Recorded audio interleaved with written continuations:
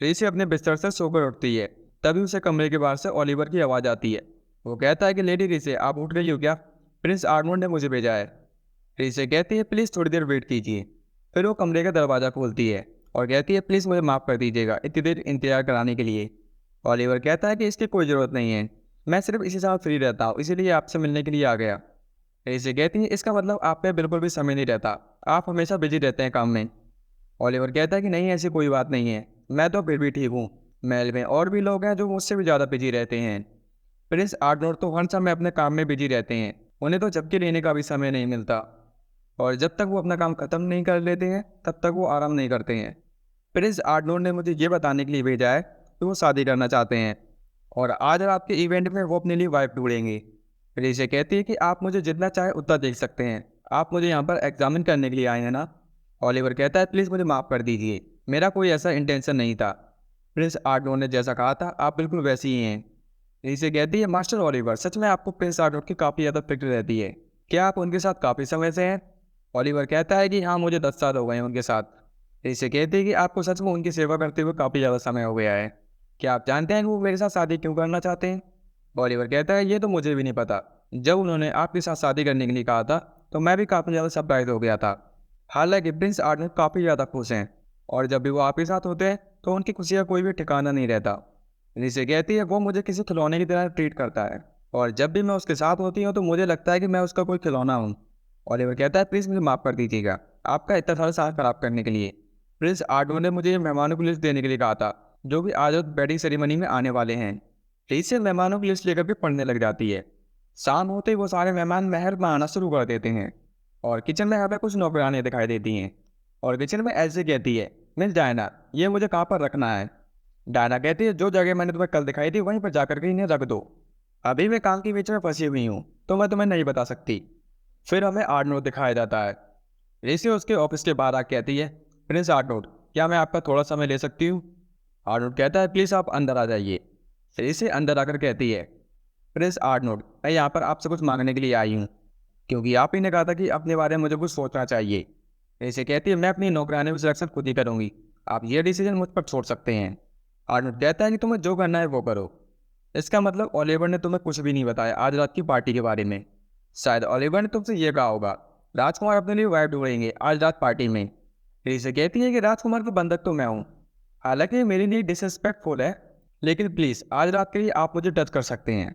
Arnold कहता है कि मेरे पास और कोई चॉइस नहीं है और तुम्हारी स्पेशल परमिशन मिल गई है तो कोई फिक्र की बात भी नहीं है। ट्रेसी कहती है कि लेकिन हम दोनों अपने हाथों में ग्लव्स पहनेंगे। फिर वो दोनों एक दूसरे का हाथ पकड़कर पार्टी के लिए निकल जाते हैं और इसे पार्टी में आने के बाद आसपास सभी जगह देख रही होती है और वो कहती है कि देखने में तो पार्टी काफ़ी ज़्यादा ग्रैंड लगती है। और वो कहता है कि नहीं, ये हमेशा की तरह एक छोटी पार्टी है। इसे कहती है कि लगता है इस कंट्री का स्टैंडर्ड ही कुछ अलग है। फिर उनमें से एक आदमी आर्नोल्ड की तरफ जाता है। प्रिंस आर्नोल्ड, आज रात की पार्टी में हमें बुलाने के लिए आपका शुक्रिया। आर्नोल्ड कहता है कि नहीं, इसकी कोई ज़रूरत नहीं है, आप लोगों का शुक्रिया जो आप लोग पार्टी में आए। फिर उनमें से एक आदमी कहता है, प्रिंस आर्नोल्ड, ये मेरी डॉटर है, प्लीज़ आप इसे अपनी सफ़र की कहानियाँ सुनाइए। आर्नोल्ड कहता है कि प्लीज़ मुझे माफ़ करिए, लेकिन अब इन सब बकवास का कोई फ़ायदा नहीं है क्योंकि मैंने अपने लिए भाग्य ढूंढ लिया है सफ़र में। जैसा कि आप देख सकते हैं कि मैंने अपने लिए वाइफ ढूंढ ली है। फिर वहाँ पर खड़े सभी गेस्ट अचंभित हो जाते हैं और लड़कियाँ कहने लग जाती हैं, राजकुमार ने तो हमारी तरफ देखा भी नहीं और उन्होंने अपने लिए वाइफ भी ढूंढ ली। फिर एक आदमी कहता है कि राजकुमार के बगल में खड़ी ये सुंदर लड़की ही क्या उनकी वाइफ बनने वाली है? फिर रेसी अपने मन में कहती है, जल्दी से ये जिज्ञासा और गुप्त बातें यहाँ पर सब कुछ चल रही हैं, लेकिन मुझे इससे कोई भी फर्क नहीं पड़ता। फिर वो अपना इंट्रोडक्शन सभी गेस्ट को देने लग जाती है और कहती है कि मेरा नाम रीस इमगार्ड वेजनर है और मुझे आप सभी से मिलकर काफ़ी ज़्यादा खुशी हो रही है। फिर आर्नोल्ड कहता है कि जैसा कि आप देख सकते हैं, मेरी होने वाली पत्नी दूसरे देश से आई हैं और वो यहाँ पर किसी पर भी भरोसा नहीं कर सकती। मैं चाहूँगा कि आप सभी इनकी मदद करें। फिर वो सभी लोग कहते हैं कि राजकुमार, आपको ये सब कहने की जरूरत नहीं थी। फिर वो लोग आगे चलना शुरू कर देते हैं। इसे कहते हैं कि तुम्हें इतनी सारी लड़कियों के सामने मेरी होने वाली पत्नी नहीं कहना चाहिए था। आर्नोल्ड कहता है कि इसमें बुराई क्या है, मैंने तुम्हें सच ही बताया है और ये सच जितनी जल्दी सामने आ जाए उतना ही अच्छा है क्योंकि मैं तुम्हें किसी भी खतरे में नहीं डालना चाहता और कुछ भी हो मैं तुम्हें हमेशा प्रोटेक्ट करूंगा। इसे कहती है कि मुझे प्रोटेक्ट करने की बातें भी कौन कर रहा है? फिर इसे आर्नोल्ड से कहती है, मैं अभी भी काफ़ी ज़्यादा खतरे में हूँ क्योंकि मैं तलवारबाजी में तुम्हारी बराबरी भी नहीं कर सकती। फिर आर्नोल्ड कहता है कि तुम्हें किससे खतरा है? यदि तुम तलवारबाजी सीखना चाहती हो तो मैं तुम्हें तलवारबाजी सिखाऊंगा। इसे कहती है कि मुझे विश्वास नहीं हो रहा है, लेकिन मैं तुमसे तलवारबाजी सीखूंगी, मुझे काफ़ी ज़्यादा खुशी हो रही है। आर्नोल्ड कहता है कि तुम हमेशा कुछ ना कुछ ऐसा कह देती हो जो कि कभी मैं सोच भी नहीं सकता। फिर रेसे अपने मन में कहती है, मैं तलवारबाजी के सारे तरीके सीख लूंगी, फिर मुझे इससे कोई भी खतरा नहीं रहेगा। फिर वहाँ पर म्यूजिक स्टार्ट हो जाता है। आर्नोल्ड कहता है कि तुम डरो मत। फिर रेसे कहते हैं कि इसमें डरने वाली कौन सी बात है, मैं भी मजे करना चाहती हूँ। और वो अपना हाथ आर्नोल्ड की तरफ आगे बढ़ा देती है। फिर आर्नोल्ड उसका हाथ पकड़ लेता है और वो दोनों डांस करने लग जाते हैं।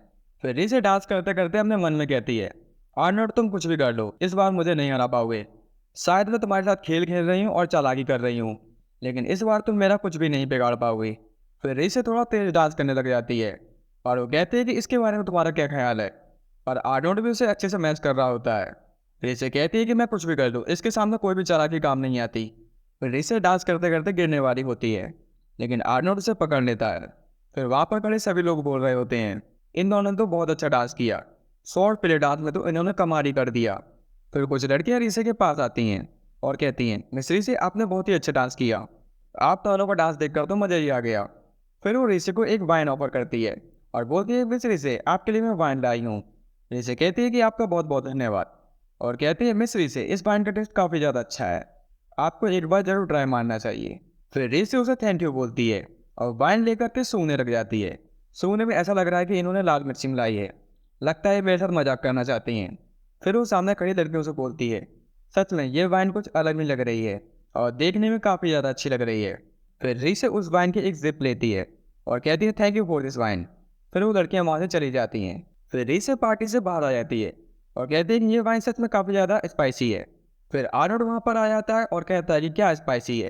रीसे कहती है कि इस वाइन में लाल मिर्च मिलाई गई है और इसका फ्लेवर काफ़ी ज़्यादा स्पाइसी है। आर्नोल्ड कहता है कि फिर इसे फेंक दो, तुम्हें पीने की कोई भी ज़रूरत नहीं है। रीसे कहती है कि मैं ऐसा नहीं कर सकती, अगर मैं इसे फेंक दूँगी तो ये बर्बाद हो जाएगी और इसका फ्लेवर भी बिगड़ जाएगा। फिर आर्नोल्ड रीसे के हाथ से गिलास लेकर पूरी वाइन पी जाता है और कहता है कि इस वाइन के लिए तुम्हारी ड्यूटी पूरी हुई और वास्तव में इस वाइन में काफ़ी ज़्यादा मिर्ची थी। रीसे कहती है कि ये तुमने क्या किया।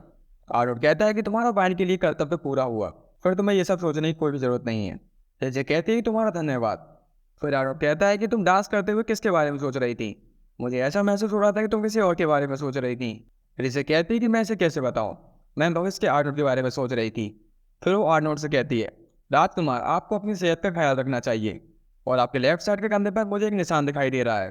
फिर आर्नोल्ड उसे अपनी लेफ्ट साइड दिखाता है और उसे कहता है कि यहाँ पर काफ़ी बड़ा घाव है जो कि मुझे एक योद्धा के द्वारा दिया गया था। फिर रेसे उस घाव की तरफ देखती है और कहती है कि ये घाव काफ़ी ज़्यादा पुराना है, देखकर ऐसा लग रहा है कि इसे बार बार मारने की कोशिश करी गई हो। और कहता है कि मेरे करीबी लोगों के अलावा इस घाव के बारे में आज तक किसी को भी नहीं पता चला और आज तक किसी ने भी इस घाव के बारे में नहीं बता पाया। जैसे कहती है, राजकुमार क्या आप मुझे बता सकते हैं ये घाव आपको किसने दिया और क्यों दिया। और कहता है कि मुझे इसके बारे में नहीं पता कि वो कौन था, लेकिन मैं इतना बता सकता हूँ कि वो योद्धा काफ़ी ज़्यादा शानदार था। फिर हमें काफ़ी सारी नौकरानी दिखाई जाती हैं और उनमें से एक नौकरानी एलसी से बोलती है, एलसी क्या राजकुमारी जल्दी अपनी नई नौकरानी चुनेंगी। मुझे तो नहीं लगता कि वो हम लोगों को चुनेंगी, क्योंकि यहाँ पर हमसे भी कई ज़्यादा काबिल लोग मौजूद हैं। फिर वहाँ पर डायना आ जाती है और उन सभी से कहती है कि मैंने तुम्हें कल ही कहा था कि इन सारी चद्दरों को धोकर रख देना, लेकिन तुम लोगों ने ये काम अभी तक नहीं किया। अगर ऐसा ही चलता रहा तो राजकुमारी के द्वारा तुम्हें नहीं चुना जाएगा। तो उनमें से एक नौकरानी बोलती है, प्लीज़ मिस डायना हमें माफ़ कर दीजिए, हम जल्दी अपना काम ख़त्म कर लेंगे। ऋषि कहती है, रुको मैं तुम लोगों की अभी मदद करती हूँ। फिर डायना के साथ खड़ी एक लड़की बोलती है, फिर से तुम, अगर ऐसा ही चलता रहा तो ये लोग अपना काम नहीं सीखेंगे।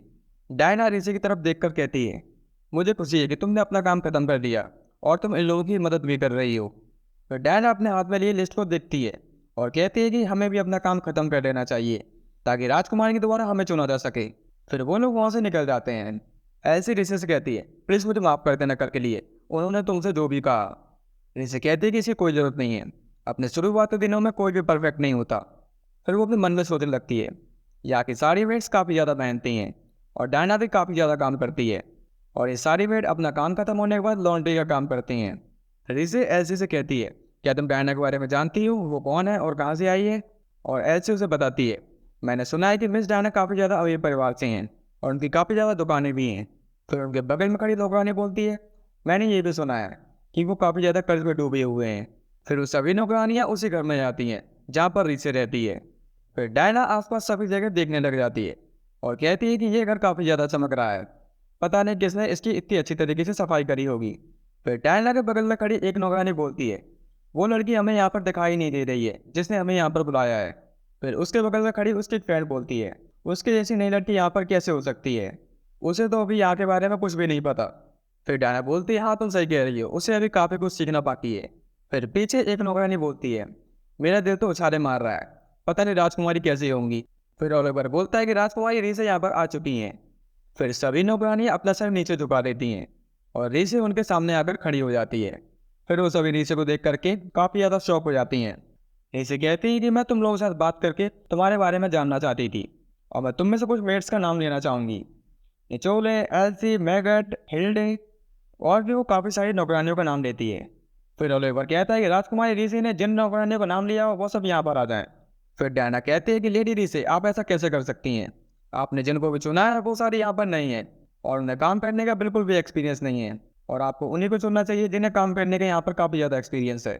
ओलिवर कहता है कि तुम राजकुमारी का अपमान कर रही हो और रीसे उसे रोकती है। डायना कहती है कि मैंने अपमान जैसा कुछ भी नहीं कहा, मैंने वही कहा है जो सच्चाई है, हम लोगों को यहाँ पर काम करने का काफ़ी ज़्यादा एक्सपीरियंस है। फिर रीसे कहती है कि तुमने आज ही अपनी नौकरानी की पोजीशन को खो दिया है और ये सुनकर के डायना काफ़ी ज़्यादा शॉक हो जाती है और वो वहीं पर नीचे बैठ जाती है। रीसे कहती है, डायना जब तुम यहाँ पर आई थी तो तुम्हारा ध्यान अपने काम पर रहता था और तुम बहुत अच्छे से अपना काम किया करती थी और जब तुम्हें काम करते करते काफ़ी ज़्यादा समय हो गया तो तुम्हें नई नौकरानी को तुम्हें मदद करनी चाहिए थी। डायना कहती है कि मैं इन्हें काफ़ी कुछ सिखाना चाहती थी, लेकिन जब आप एक बार महल में आकर के काम करना शुरू कर देते तो आप काफ़ी ज़्यादा बिजी हो जाते हैं और आपके पास बिल्कुल भी समय नहीं रहता कि आप किसी को सिखा सकें। इसीलिए इन लोगों से कहती थी कि मुझे देखो और सीखो और मैं इन बाकी सभी नौकरानी की तरह बिल्कुल भी नहीं हूँ, मैं अपने काम में बिल्कुल परफेक्ट हूँ। फिर आपने इन्हीं लोगों को क्यों चुना?